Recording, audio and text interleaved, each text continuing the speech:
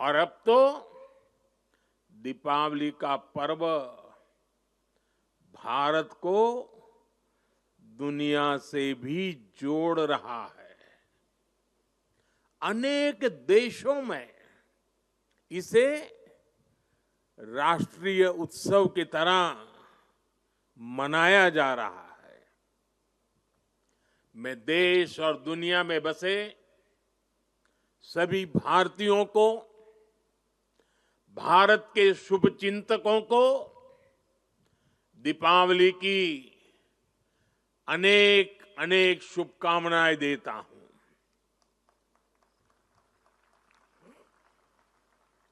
साथियों, इस बार का एकता दिवस एक और वजह से भी विशेष है।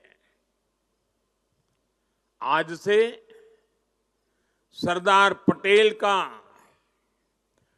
150वां जन्म जयंती वर्ष शुरू हो रहा है। आने वाले 2 वर्षों तक देश सरदार पटेल की 150वीं जन्म जयंती का उत्सव मनाएगा। ये भारत के प्रति उनके असाधारण योगदान के प्रति देशवासियों की कार्यांजलि है। 2 वर्ष का ये उत्सव एक भारत श्रेष्ठ भारत के हमारे संकल्प को मजबूत करेगा। ये अवसर हमें सीख देगा कि असंभव से दिखने वाले काम को भी संभव बनाया जा सकता है। जब भारत को आजादी मिली थी तो दुनिया में कुछ लोग थे जो भारत के बिखरने का आकलन कर रहे थे। और अभी हमने सरदार साहब की वाणी में उसका विस्तार से बयान सुना। उन लोगों को जरा भी उम्मीद नहीं थी कि सैकड़ों रियासतों को एकजुट करके फिर से एक भारत का निर्माण हो पाएगा। लेकिन सरदार साहब ने ये करके दिखाया। ये इसलिए संभव हुआ क्योंकि सरदार साहब व्यवहार में यथार्थवादी, संकल्प में सत्यवादी, कार्य में मानवतावादी और ध्येय में राष्ट्रवादी थे। साथियों, आज हमारे पास छत्रपति शिवाजी महाराज की प्रेरणा भी है।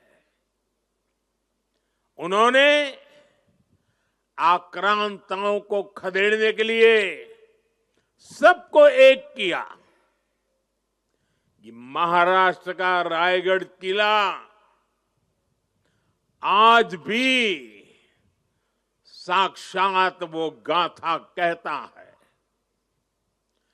छत्रपति शिवाजी महाराज ने रायगढ़ के किले से राष्ट्र के अलग अलग विचारों को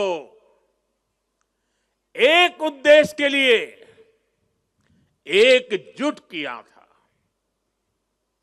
आज यहां एकता नगर में हम रायगढ़ के उस ऐतिहासिक किले के उसकी छवि हमारे सामने प्रेरणा का प्रतीक बन के खड़ी है।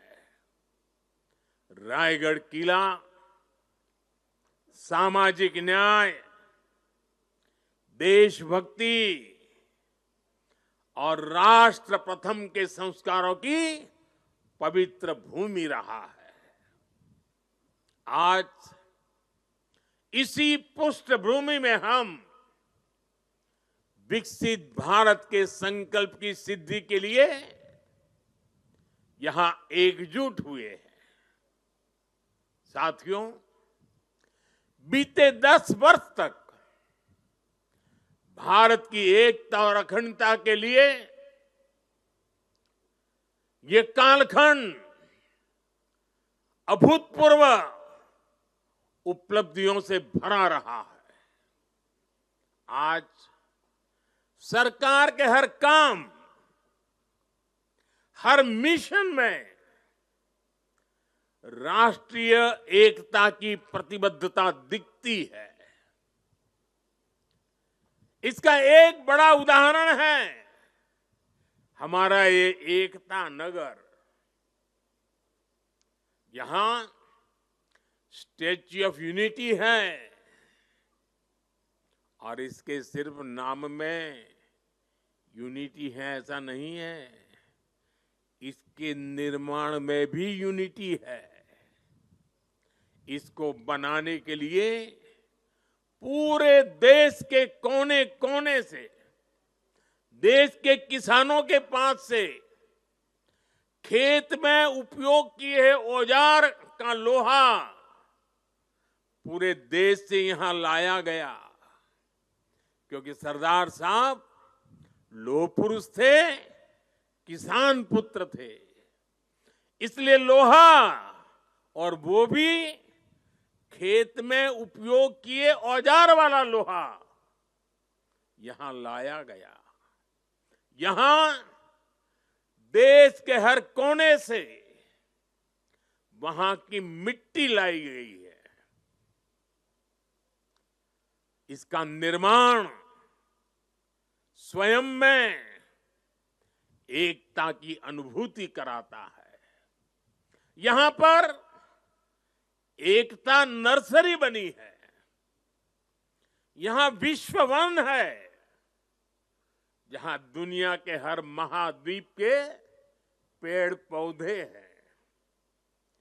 यहां चिल्ड्रन न्यूट्रिशन पार्क है, जहां पूरे देश की हेल्दी फूड हैबिट्स के दर्शन एक ही जगह पर होते हैं।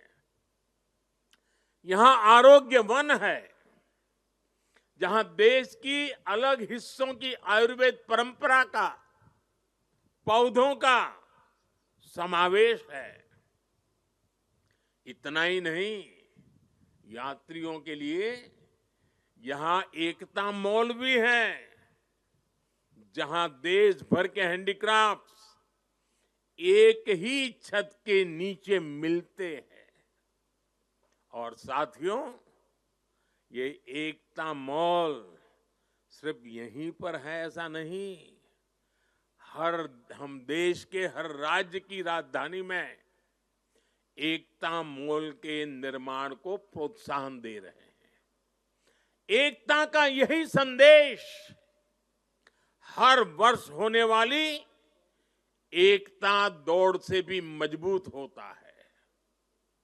साथियों, एक सच्चे भारतीय होने के नाते हम सभी का कर्तव्य है कि हम देश की एकता के हर प्रयास को सेलिब्रेट करें,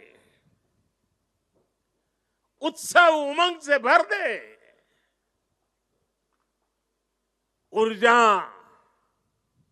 आत्मविश्वास, हर पल नए संकल्प, नई उम्मीद, नए उमंग, यही तो सेलिब्रेशन है। जब हम भारत की भाषाओं पर बल देते हैं, उससे भी एकता की एक मजबूत कड़ी हमें जोड़ती है। नई राष्ट्रीय शिक्षा नीति में हमने भारतीय भाषाओं में पढ़ाई पर विशेष बल दिया है। और आप सबको पता है और देश ने गौरव भी अनुभव किया। दुनिया भर में उसे उत्सव के रूप में बनाया गया। वो कौन सा निर्णय था? हाल में ही सरकार ने मराठी भाषा, बांग्ला भाषा, असमिया भाषा, पाली भाषा और प्राकृत भाषा, इन भाषाओं को शास्त्रीय भाषाओं का दर्जा दिया है। सरकार के इस फैसले का सभी ने दिल से स्वागत किया है और हम हमारी भाषा को मातृभाषा कहते हैं।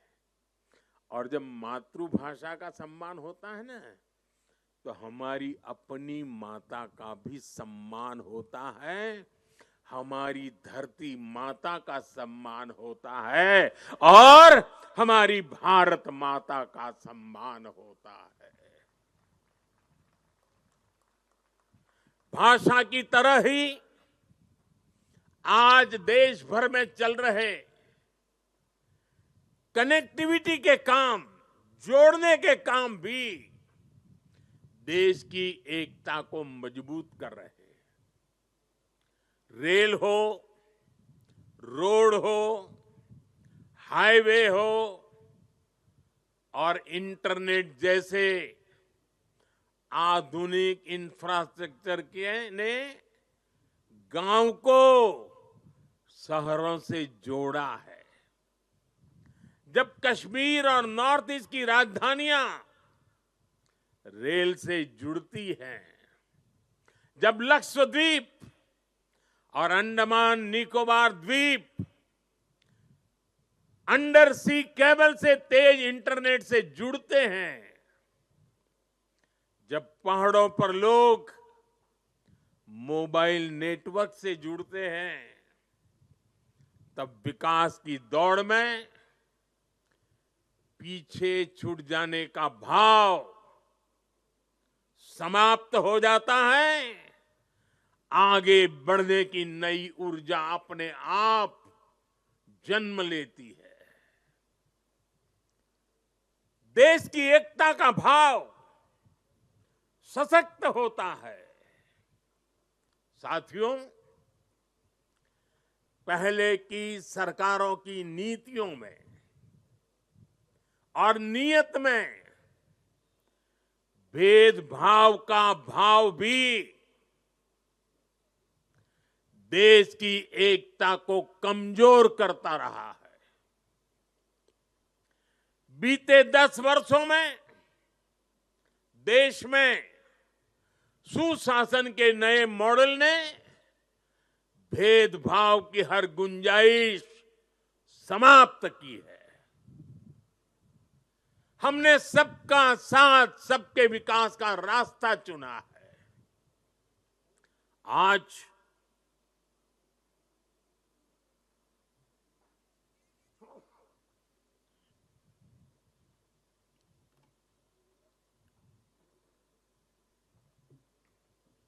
आज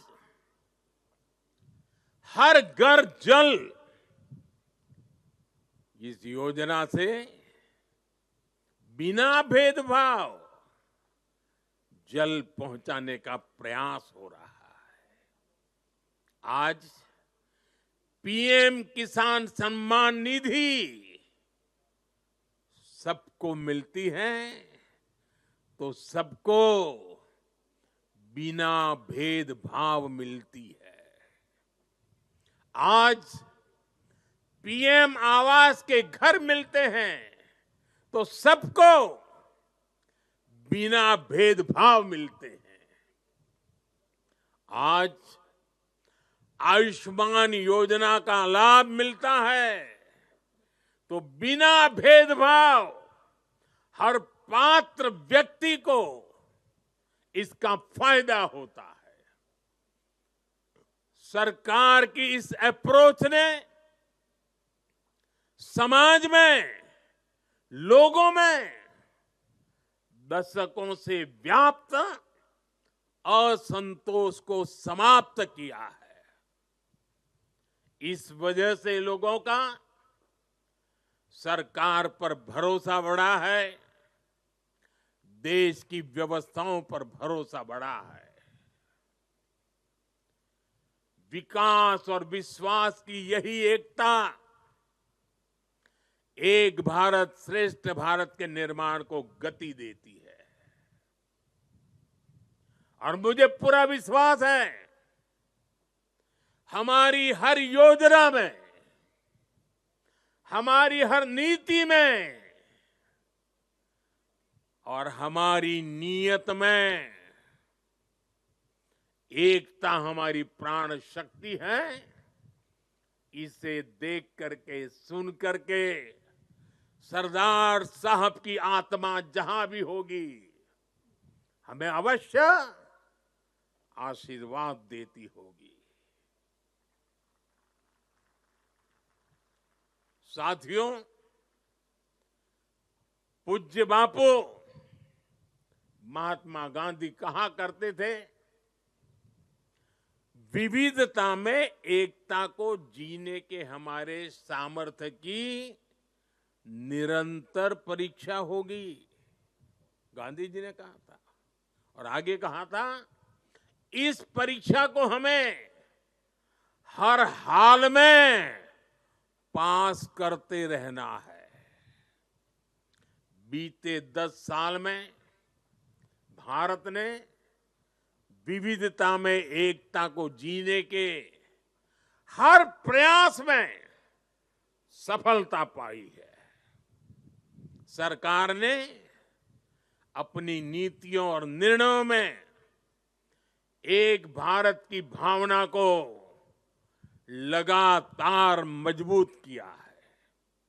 आज वन नेशन वन आइडेंटिटी यानी आधार की सफलता हम सब देख रहे हैं और दुनिया इसकी चर्चा भी करती है।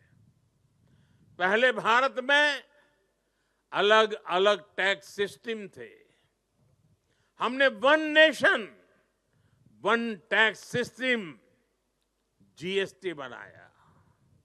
हमने one nation one power grid से देश के पावर सेक्टर को मजबूत किया। वरना एक वक्त था, कहीं बिजली तो होती थी, कहीं अंधेरा होता था, लेकिन बिजली पहुंचाने के लिए ग्रिड टुकड़ों में बटी पड़ी थी।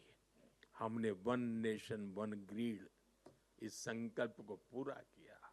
हमने one nation one ration card से गरीबों को मिलने वाली सुविधाओं को एक साथ जोड़ दिया, एकीकृत किया। हमने आयुष्मान भारत के रूप में one nation one health insurance की सुविधा देश के जन जन को दी है। साथियों, एकता के हमारे इन प्रयासों के तहत ही अब हम वन नेशन वन इलेक्शन पर काम कर रहे हैं, जो भारत के लोकतंत्र को मजबूती देगा, जो भारत के संसाधनों का ऑप्टिमम आउटकम देगा और देश विकसित भारत के सपने को पार करने में और नई गति प्राप्त करेगा, समृद्धि प्राप्त करेगा। भारत आज one nation one civil code यानी सेकुलर सिविल कोड की तरफ भी बढ़ रहा है। और मैंने लाल किले से इस बात का जिक्र किया था। इसके भी मूल में सामाजिक एकता, सरदार साहब की बात ही हमारी प्रेरणा है। इससे अलग अलग सामाजिक वर्गों में भेदभाव की जो शिकायत रहती है, उसे दूर करने में मदद मिलेगी देश की एकता और मजबूत होगी, देश और आगे बढ़ेगा, देश एकता से संकल्पों को सिद्ध करेगा। साथियों, आज पूरे देश को खुशी है कि आजादी के 7 दशक बाद देश में एक देश, एक संविधान का संकल्प भी पूरा हुआ है। सरदार साहब की आत्मा को मेरी ये सबसे बड़ी श्रद्धांजलि है। देशवासियों को पता नहीं है, 70 साल तक बाबा साहब आंबेडकर का संविधान पूरे देश में लागू नहीं हुआ था। संविधान की माला जपने वालों ने संविधान का ऐसा घोर अपमान किया था। कारण क्या था? जम्मू कश्मीर में आर्टिकल 370 की दीवार, आर्टिकल 370 जो देश में दीवार बन के खड़ी थी, संविधान को यहां रोक देती थी, वहां के लोगों के अधिकारों से उनको वंचित रखती थी। वो धारा 370 को हमेशा हमेशा के लिए जमीन में गाड़ दिया गया है। पहली बार वहां इस विधानसभा चुनाव में बिना भेदभाव को वोट डाले गए। पहली बार जम्मू कश्मीर में मुख्यमंत्री ने आजादी के 75 साल के बाद पहली बार